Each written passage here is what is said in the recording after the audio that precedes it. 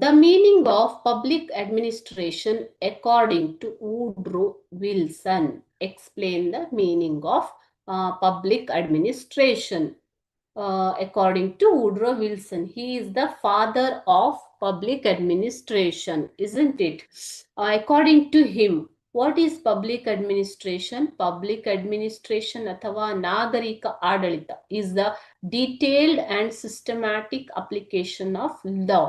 ಕಾನೂನನ್ನ ವ್ಯವಸ್ಥಿತವಾಗಿ ವಿವರವಾಗಿ ಅಪ್ಲೈ ಮಾಡುವಂಥದ್ದು ಅಂತಂದ್ರೆ ಜಾರಿಗೆ ತರುವಂಥದ್ದು ಪಬ್ಲಿಕ್ ಅಡ್ಮಿನಿಸ್ಟ್ರೇಷನ್, ಸಾರ್ವಜನಿಕ ಆಡಳಿತ, ನಾಗರಿಕ ಆಡಳಿತ ಅಂತ ವುಡ್ರೋ ವಿಲ್ಸನ್ ಅವರು ಹೇಳ್ತಾರೆ.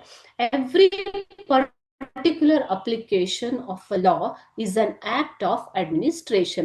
ಪ್ರತಿಯೊಂದು ಕಾನೂನಿನ ಪ್ರತಿಯೊಂದು ಒಂದು ನಾವು ಅಪ್ಲೈ ಮಾಡ್ತೀವಿ ಅಲ್ವಾ, ಜಾರಿಗೆ ತರುವಂತಹದ್ದು ಕೂಡ ಪ್ರತಿಯೊಂದು ಕಾರ್ಯವೂ ಕೂಡ ಒಂದು ಅಡ್ಮಿನಿಸ್ಟ್ರೇಷನ್ ಅಥವಾ ಆಡಳಿತದ ಮೂಲಕವೇ ಆಗಬೇಕು ಅನ್ನುವಂಥದ್ದು ವುಡ್ರೋ ವಿಲ್ಸನ್ ಅವರು ಹೇಳಿದ್ದಾರೆ.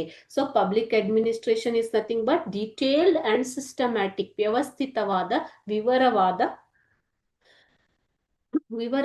ವ್ಯವಸ್ಥಿತವಾಗಿ ಜಾರಿಗೆ ತರುವಂಥದ್ದು ಏನನ್ನ, ಕಾನೂನುಗಳನ್ನ, ಅದನ್ನೇ ಆಡಳಿತ ಅಂತ ಕರೀತಾರೆ. ಸೊ ಈ ಆಡಳಿತದ ಮೂಲಕವೇ ಪ್ರತಿಯೊಂದು ಕಾನೂನನ್ನ ಜಾರಿಗೆ ತರಲಾಗತ್ತೆ, ಅದರ ಪ್ರತಿಯೊಂದು ಕಾರ್ಯಗಳನ್ನ ನಡೆಸಲಾಗತ್ತೆ. ಓಕೆ.